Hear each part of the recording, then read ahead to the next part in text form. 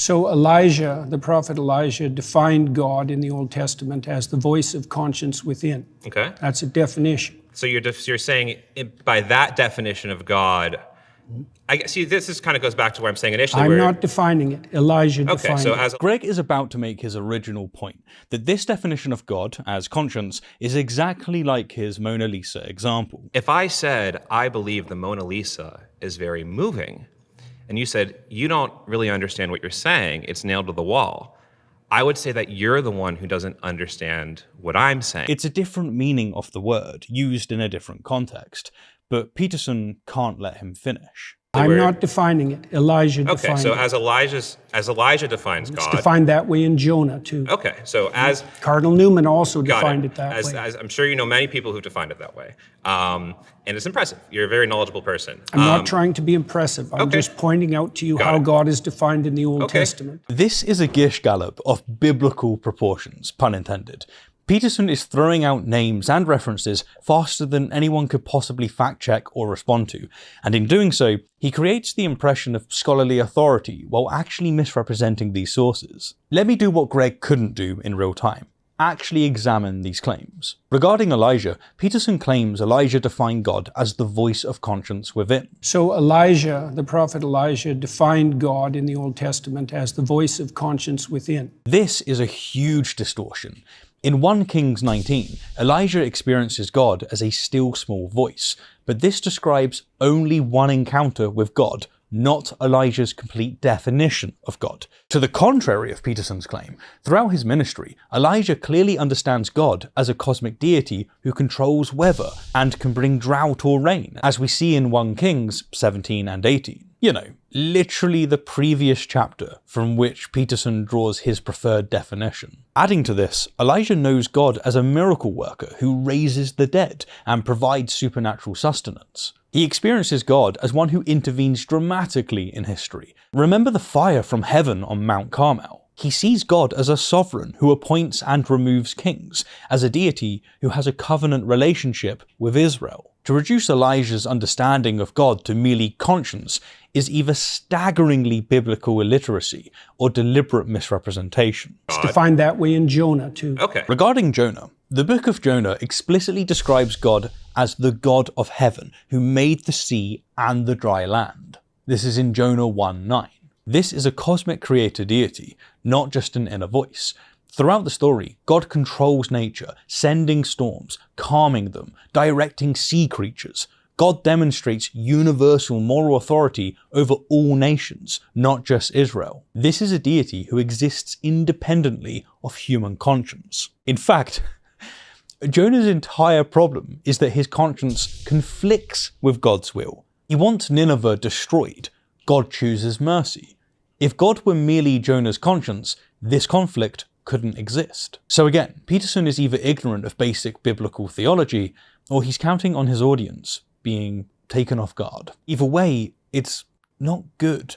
All right, so that is interesting, but it's not relevant to the context with which I am using the term God. It's directly relevant. Atheists reject God, but they don't understand but what they're rejecting. You accept conscience as a guide, and conscience is one of the defining characteristics of God in the Old Testament. I think you're being intellectually disingenuous. Well done, Greg. I owe you a pint. Greg just called out the Emperor's nakedness. Peterson's entire argument is to redefine God to mean something nobody else means by it, the voice of conscience within. Then show that atheists accept this thing, in this case conscience. Atheists reject God, but they don't understand what they're rejecting. You accept conscience as a guide. And finally claim that atheists therefore don't understand what they're rejecting. Atheists reject God, but they don't understand what they're rejecting. It's sophistry of the highest order. In what way? Because, again, I asked you if you believe that conscience guided you. And notice the defensive interruption.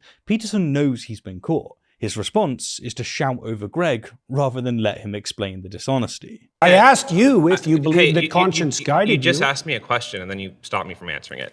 In this setting, you understand the way I am using the term God and belief. Not in the least. I don't understand how you're using it in the least. That's why I'm trying to define it. Okay, I'm going to say something maybe a little controversial, But this is simply a lie. It has to be a lie. There is no way that Jordan Peterson is this obtuse. Greg gave an extremely clear definition.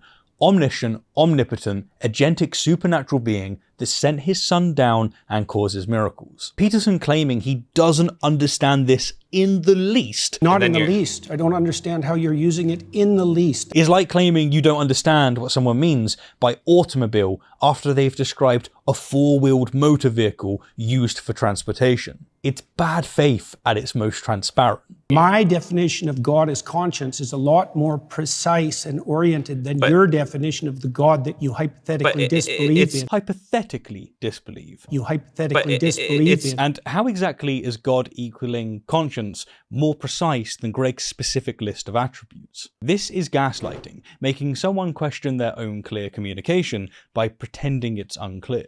It's irrelevant to the fault lines of this debate. How is it irrelevant? Because in common parlance, when we're talking about atheists, God, belief, not belief, I we're don't not care talking about common parlance. I'm trying to get to something fundamental. And there it is. The mask has come completely off. Peterson admits that he doesn't care how words are actually used. He doesn't care what Christians mean by God or what atheists mean when they say they reject it. I don't care about common parlance. He's going to use his own private definitions and then act surprised when someone doesn't follow along. This is like saying, I don't care about common parlance. To me, addict means anyone who needs something regularly.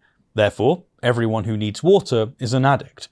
It's not profound. It's not getting to something fundamental. I'm trying to get to something fundamental. It's just playing word games to create fake controversies. I think your point is irrelevant to the way that people tend to use these words. I made a specific point that God was associated with conscience. I just feel like you kind of retreat into this semantic fog. Perfect. Greg has identified exactly what's happening. Peterson creates a semantic fog, a cloud of redefinitions, tangents, and philosophical name-dropping to obscure the fact that his original claim is indefensible. I'm not retreating at all. I'm advancing, sir. You are retreating. I'm not retreating. You're retreating. This is playground-level rhetoric. I'm rubber, you're glue. Peterson has been reduced to simply reversing accusations because he has no substantive response. It was very nice to meet you. Nice I appreciate to meet the you conversation. Too. Yeah, it's very brave of you to do this. Thank you. And again with the condescension. How brave of you to challenge me and lose. Except Greg didn't lose. He exposed Peterson's entire argumentative strategy as semantic smoke and mirrors.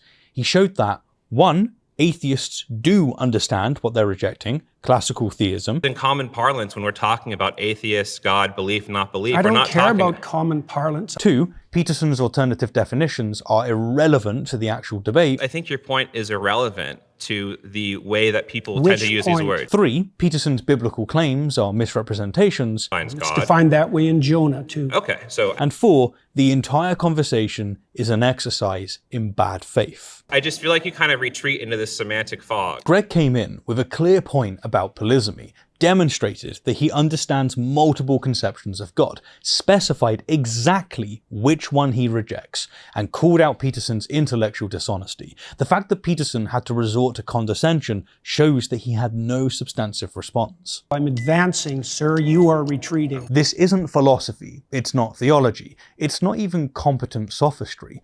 It's word games designed to make Peterson look profound while saying nothing of substance.